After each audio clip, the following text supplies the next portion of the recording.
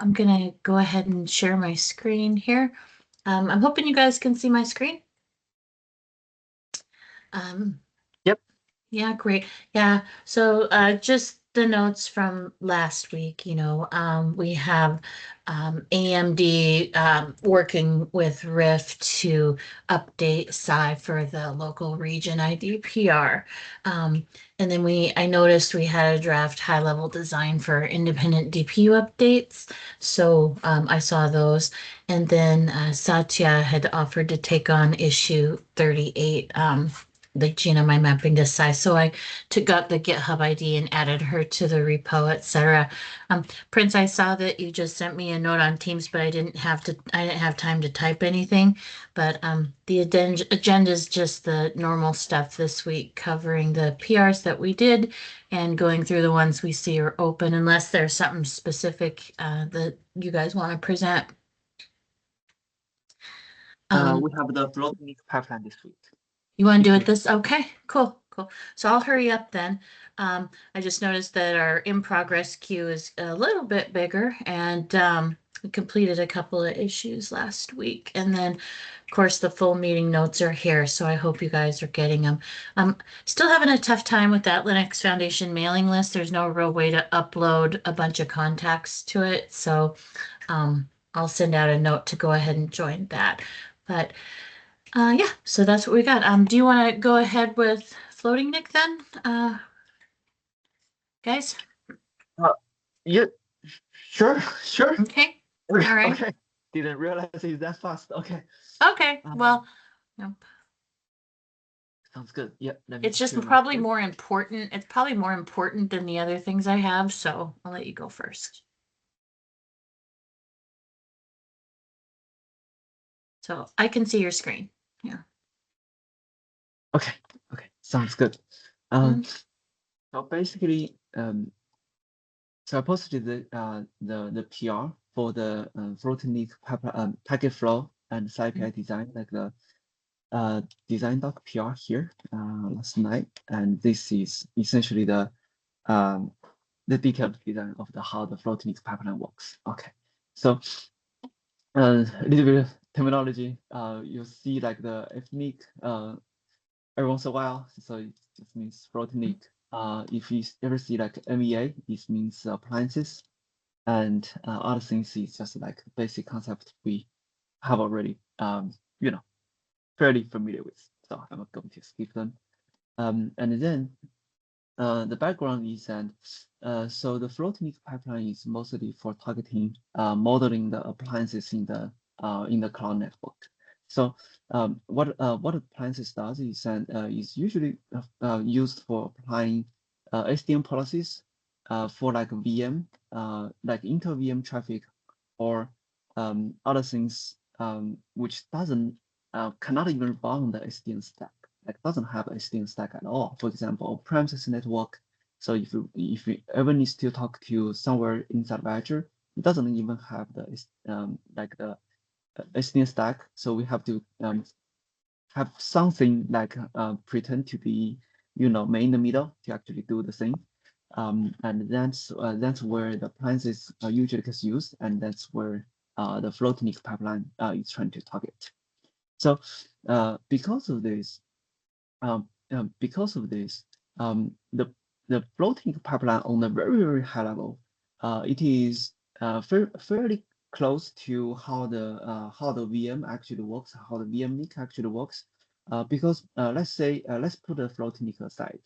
Usually how appliances works is that we have the virtual machine. We can create a virtual machine that we can run some, like, let's say DPDK application on it or whatever on it. So what happens is that the packet lands on the physical machine, and it will actually do a VM NIC lookup to find out which VM it is, and then inside of the NIC, we can have some SDN stack like doing the inbound thing, and the VM will actually do some extra processing, then bounce the packet back to the outbound pipeline, and then send the packet out. So on the very high level, the packet traverses like this. So it's like the packet goes in, sends towards the VM processes it, bounce the packet out towards the network. So from one VM to another VM, or from one network to another network or another destination. So that's why the floating pipeline on the very high level, it also has a few key blocks which matches like certain things, like which matches like block by block. So in the very beginning is a ENI lookup to find out like which ENI it is or which NIC it is essentially, and then it will go through all the packet no matter like which direction. It will going through the inbound pipeline first, then it will hit a hairpin. So hairpin is a logical, like conceptually hairpin, which maps to the whatever the VM is currently doing. So the hairpin will do some changes. For example, change the rewrite the source MAC to pretend it's actually a packet sending out of the VM, and then bounce the packet back to the outbound pipeline, just like what the VM does. Then the packet goes through all the things inside of the outbound pipeline and send the packet back. So basically, the high-level workflow looks like this. All the packet travels through the inbound to the hairpin to the outbound and going out. And because of this, let's check a little bit about the how the things gets modeled. And things should be fairly straightforward because of these mappings here, conceptual mappings here. The float NIC is modeled as ENI because it's essentially a NIC, just like VM. Yep, and a NIC, sorry, a ENI can only be a VM NIC because we already have the like the VM, the ENI for the VM inside of the dash right now. So as you can see, the wiring of the pipeline is actually different. So ENI can only be either for the VM or for float NIC. It cannot be both, like VM and float NIC. So this is how the things actually gets modeled. So in this case, we'll have the ENI mode, which indicates it's a regular VM pipeline or a float NIC pipeline. So that's then will be on the in the SAI API design doc. We'll talk about this one fairly soon. And then, however, inside of one DPU, we should be able to support both the VM pipeline and the float NIC pipeline. So it's a VM ENI and float NIC ENI, and it's more like a mix. So it supports, in this case, we can do like the more flexible deployment inside of the DPU. Okay, and then for scaling, so essentially because it's like essentially just another type of VM pipeline. So for scaling, you should share the exactly same scale requirements than for the regular VM pipeline. So we'll skip this one here is because all the requirements already captured in the current SONiC Dash scaling requirement. So I put a link here for more details.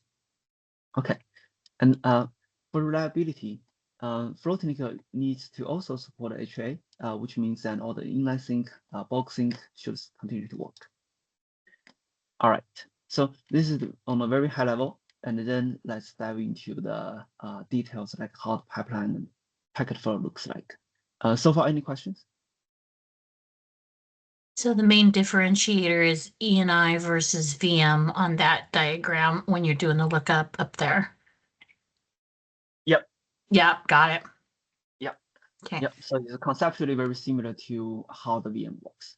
Mm-hmm. Yep. But instead of the just the VM, we replace the VM with a hairpin, and so we can leverage the SDN stack just like this.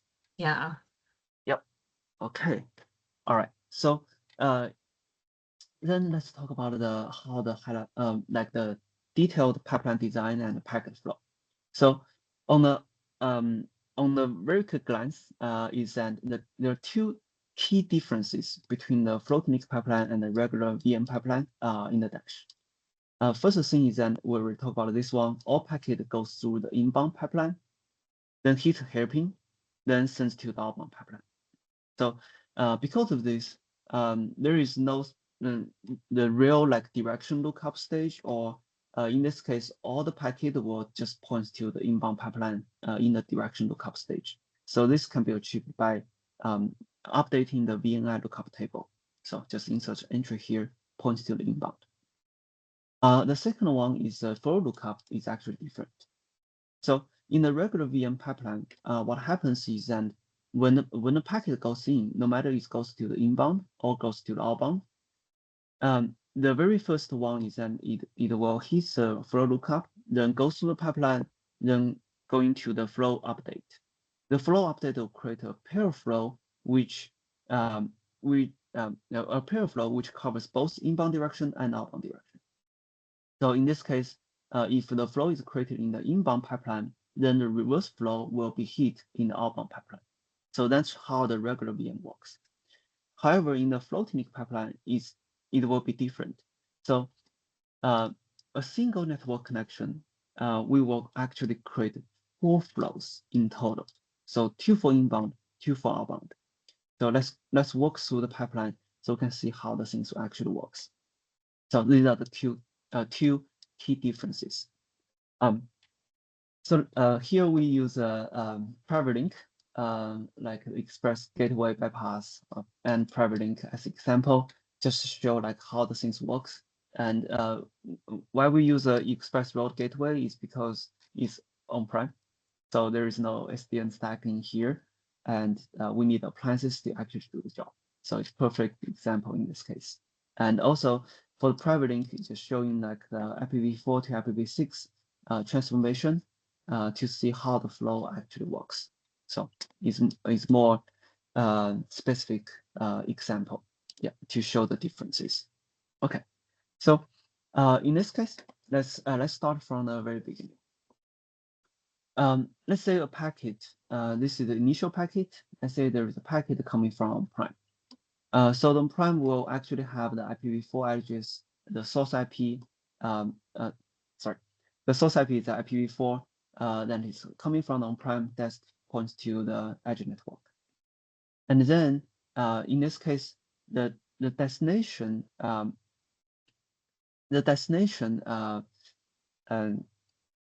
MAC address will point to the ENI MAC because of it's just like a VM in the middle. So it's the packet sent into the VM, and the VM bounces back.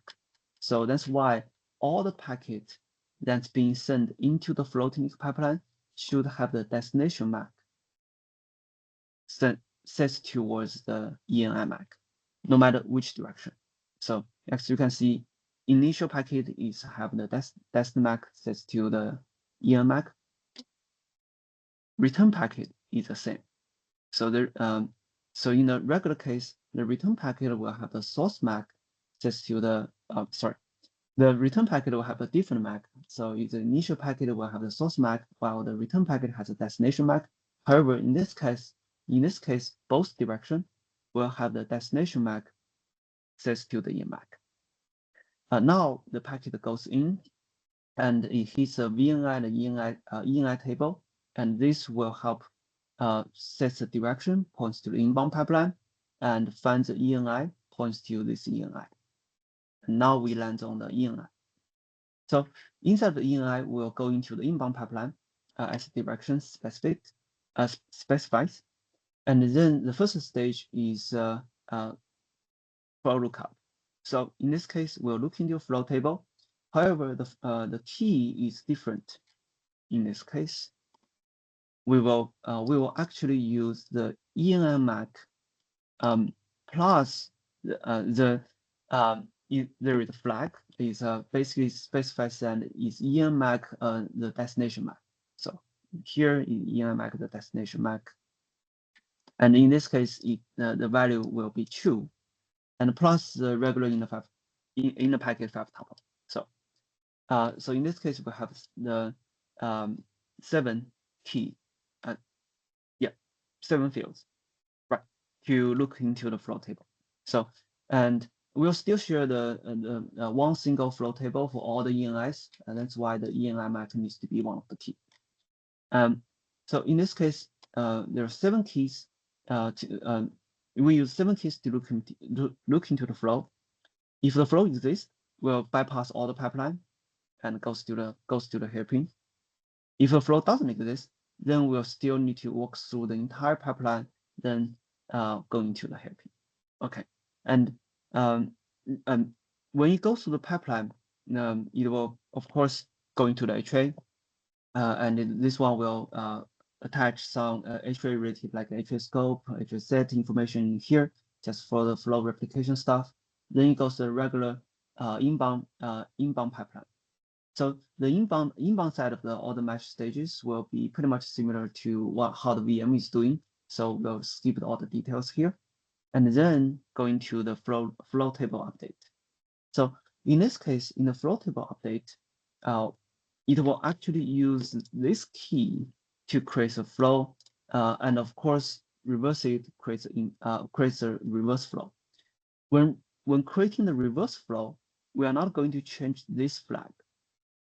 So that means that the inbound pipeline will have its own pair flow, while doing the hairpin, and we actually doing the source rewrite in the outbound pipeline will create another pair of flows. So the inbound pipeline will only cover the inbound side of the flow, while the outbound pipeline covers outbound side of the flow. And then if the inbound pipeline passes, and if any transformation needs to be done, it will be done here. If nothing, then it will just simply allow going to the hairpin. What does the hairpin does is that the hairpin does two things. The first thing is that it rewrites the source MAC into the -enmAC. So Riff, just to clarify on the inbound pipeline, right? If the inbound pipeline match stage has just one entry of the source PAIP and PA validation, that's what happens in that stage, right? That's all that happens on that stage. Yeah, it's the same as a current pipeline. Yeah. So if we have an entry as the route inbound match, and if we have a PA validation there, then it happens, and then it goes out. But yeah. Yes. That's the expectation. Yeah. Okay. Yeah. I just wanted to clarify it to the. Yeah. And if we extend the inbound pipeline, like in the future, it should like taking effect in both sides as well. So. Yeah. Okay. And then because it's just a wiring thing. And then after the inbound pipeline goes to the hairpin. So hairpin, I think we are at here. So the hairpin will rewrite the source MAC into the enmAC, and then bounce the packet to the outbound pipeline. While it hits outbound pipeline, it will do another flow lookup, which use a slightly different key. So here, so you use the enmAC plus a flag, saying it is a source MAC. Now the source MAC is a enmAC with the inner 5 tuple, and goes into the outbound pipeline. So because of this, the outbound side of the pipeline will not hit any flow that gets created in the inbound side. So then that means that the flow update in this one in the outbound pipeline will actually create a different set of flows in the outbound side. Okay, so after flow creation, after flow lookup, it will go into the outbound side of the match stages, which is regular. To be more specific, just like the Prince was just noted. So it will go to the regular VM pipeline, which goes to the routing, mapping, and metering, all these things. So you go through then those stages and eventually lands on the flow update. So this will create another set of flow for the outbound. And then we apply all the SDN transformations to the packet here, and doing an underlay routing lookup to find out which port to go out, and the packet gets sent out. So in this case, you see the packet going in like this. Then the initial packet, we follow the initial packet. So source MAC gets rewrite, but in the 5 tuple is not going to be changed. Then send it out, going through the outbound, and the outbound will actually do the because routing mapping, all the things happens here. Then it means that the PL, like the private link, the transformations happens here. So it changes the IPv4 to IPv6 like this. and then the packet goes out. All right, so then let's look into the return packet. When the return packet comes in, it will doing the same thing, hits the ENI, so I'll skip the step 2. Then we'll do a flow lookup. The flow lookup will actually hit the reverse flow that the inbound pipeline just gets created by the initial packet, which is essentially just allow. Because right now in the inbound pipeline, what it does is PA validation. So PA validation passes, it will say, yeah, I'm going to allow this traffic, and then it just goes in. Yeah, and then in this case, it will go into the hairpin, and the hairpin bounces back, going to the outbound. And in the outbound, you actually hit the reverse side of the private link flow, which does the 64 transformations here, and it gets sent out like this. Okay, so this is essentially how the packet, like the. So Riff, that 6 to 4 is part of the connection track lookup, right? It will hit the flow, right, on the outbound? Yes. Okay, yeah. So it's not going through the. It's not going through the match stages anymore. So correct. Because the flow gets created. It only hits the reverse flow, and use the key, use outbound side of the key, which have the flag 6-4s, and this one will be reversed in the packet in the packet 5 tuple, which will hit the reverse side of the flow in the outbound. Then the outbound side of the flow gets hit, applies the transformation, send out. There's nothing evaluates here. Yeah. So same thing as inbound, same thing as outbound. So the packet can send out like this. All right. So this is on the high level how the packet gets traversed. Okay, and the details here, so I'm going to ignore this one. Skip this one. No. Okay, so then let's talk about the SAI API. Ref, I have 2 questions about the packet processing, the packet pipeline. Can you go back to that? Yeah, so question number 1 is, today both inbound pipeline and outbound pipeline do the tunnel NCAP and tunnel decap. Yeah. I assume it's not the case here, right? So it's still the case where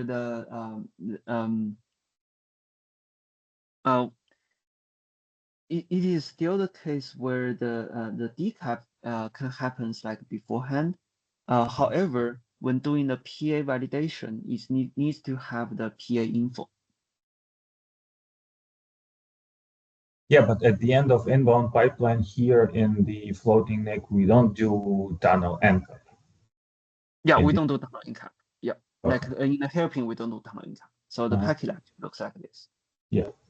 Yeah, okay. I think the hairpinning is a logical construct where you pass all the metadata throughout the pipeline, right? So you have that data. Right. I just want to clarify that there is no tunnel NCAP in the middle of the floating NIC. Yeah, and really the hairpin, what it does is that it conceptually changes source MAC, and of course in the real ASIC, when the pipeline gets processed packet, we can do optimizations here, right? Because it's all just metadata. So okay, so another question. So in this example, we have what you mentioned, the express route gateway bypass example, which means that VM is opening connection towards a private link. Yeah. What if we have a case where VM is talking to another VM, and what would be how will we know the destination MAC of that VM to put in the packet? If we would do the initial packet, where would we take the DMAC, overlay DMAC for the destination VM from?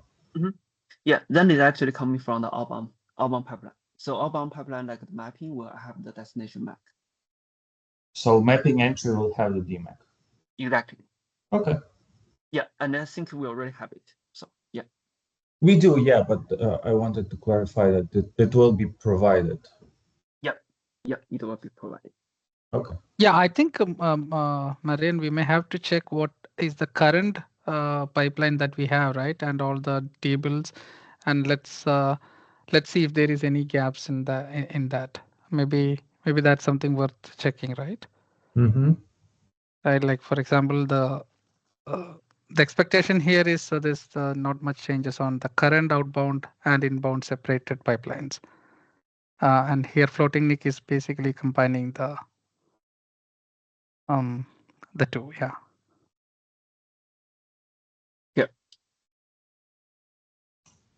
Yeah, Right. I know the attribute is just in your example, it's not used. Or in express route gateway bypass, we don't really need to set a specific DMAC because it's a private endpoint. But to the endpoint, to the VM, it will be provided. So Okay. the destination MAC needs to be rewrite. And I put a explicit things here. The destination MAC is from pipeline. Okay. Yep. Okay. All right. So then let's dive into the API design.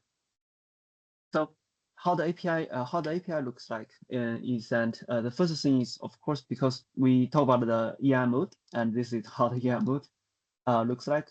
Is fairly straightforward. It's just like one single API wise, fairly straightforward. It's just one single attribute to specify if it is a VM or if it is a floating NIC, just like this. And in case the floating NIC pipeline is not supported in certain platform, the SAI actually already naturally like support the capability query, which essentially this API is called SAI query attribute enum value capabilities. So it basically passes in attribute ID, and it returns all the enum that this attribute can support. In this case, this is how the sample code looks like, which specify like please send back all the ENI modes that it is supported, and it gets sent back like this. So this is how the API gets used, and then we can check if the VM if the floating NIC is supported or not by checking if this enum actually exists in the list or not. Then I think, Riff, we may have to clarify this is a create only attribute, right? I mean, we are not going to support set on this. Right? Once the EM is created, it is in one mode forever. I think it's already mentioned here. Let me see. And not be changed anymore. Sorry. Yeah. Okay. So great. Yeah, that means it's a create only attribute. Yeah. Yes, it's a create only. Yes. Yeah. Okay. Yeah.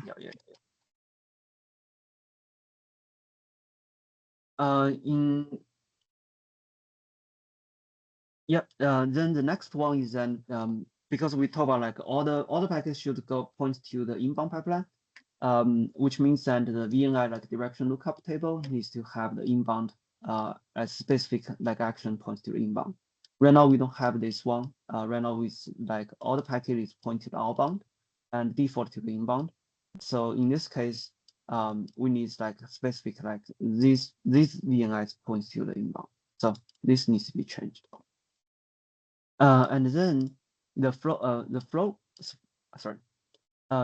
the flow lookup we just talked about, the flow T here, we will need to add another just one single bits in the flow entry to specify like the is ENI max best max. Okay, so I think API wise is fairly straightforward, basically like this. But the pipeline wiring actually changes a lot. So yeah, and that's essentially how the floating pipeline looks like.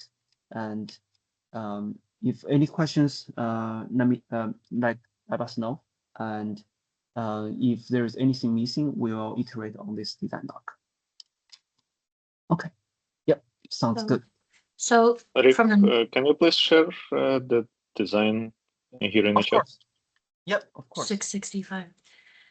So from a non-developer standpoint, Riff, this is important because it removes the need for VMs and servers behind that DPU. Yeah. Yeah, exactly. Because previously we have to run all the VMs here, Mm-hmm. and And now we're we can constrained. now we can just replace it with a floating NIC, and we don't have to run the VM. And it actually provide a much higher throughput in the VM, like much higher capability on the VM. So it's by default accelerates and saves the cost in the meantime. So I think And enhanced scale. Yeah. Yeah. Awesome. Any other questions for Riff? So about how long till this one goes for merge, Riff? Like a couple weeks? Or are you waiting on approvals or anything, or comments?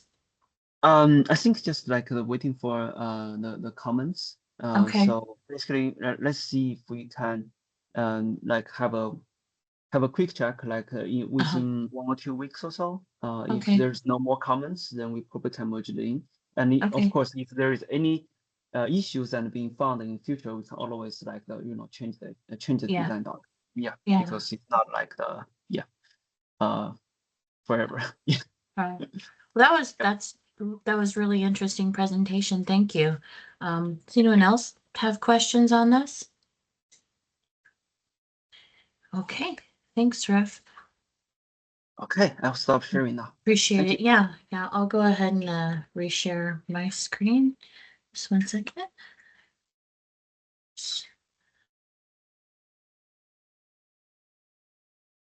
And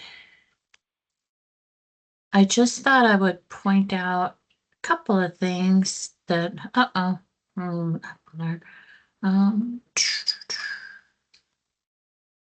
gotta sign in. Sorry, guys. Normally I have this done already. Is it no two?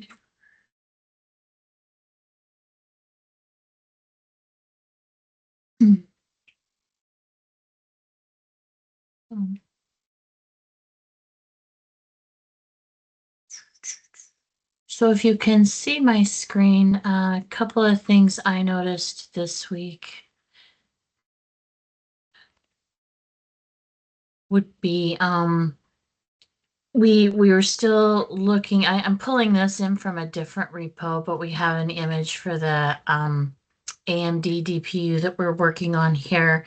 And then we also have some test cases. I think this PR, we were trying to pass it to NVIDIA, if I remember correctly. The last comment in this one's been going on a while. Kindly pass PR to NVIDIA test team for this one. And so this kind of happens in the Smart Switch Linux Foundation call, but I thought I'd bring it up here. And then we do have just these last 5 waiting review. So that's really all I had this week. And I will stop sharing my screen. So any questions or anything for this week, or anything you guys want to work on specifically? So Christina, maybe Yeah. in 1 or 2 weeks, we will, if we have some time, we can go through the redirect map. I think Redirect right map? now I think right now we posted the HLD and all the dash pipeline in there. But I think there still needs some like the work that needs to be done in the HLD to be more specific. Yeah, So, and redirect map is important because is it when we're going to the SQL endpoint, or which endpoint? So a lot of things, for example, Cosmos, storage, SQL, VM, there are a lot of things actually needs this one, because there are certain restrictions that needs redirect map to be able to actually support like more endpoints. Yeah. So but I think the HLD is not fully ready yet. Okay. Yeah. So it probably will be better to postpone this one slightly a little bit and just get some updates. Then we can talk about it. Yeah. So Riff, for the SAI PR, that means we'll have to put on hold, right? on this HLD?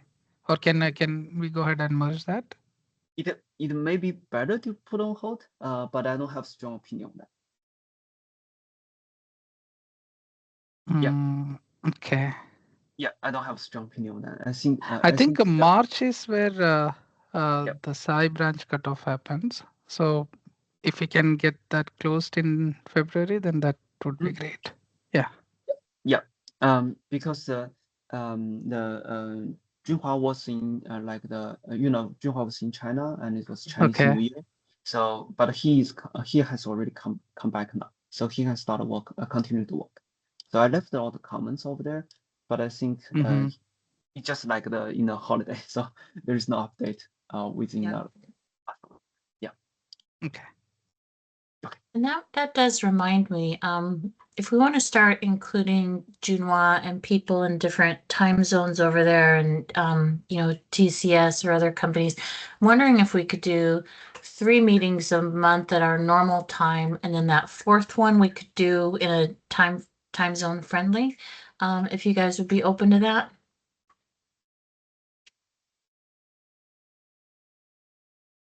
So just a thought, because it would be nice to be able to include them. What would be the proposed time for the 4th one? 4 or 5, p.m. Pacific, which is that's 8 your time. Yeah, because I know you're on the East Coast. Not bad. Okay, all right. Well, thank you everyone for coming, and thank you, Riff, for the awesome presentation. If you guys want to reach out or have any Q&A, just let me know. And it's 10:39. I can give 20 minutes back if you'd like. Okay, have a great rest of the day. Thank you. Bye. Thank you. Thank you. Okay, bye-bye. Bye. Thank you. Bye-bye. Bye-bye.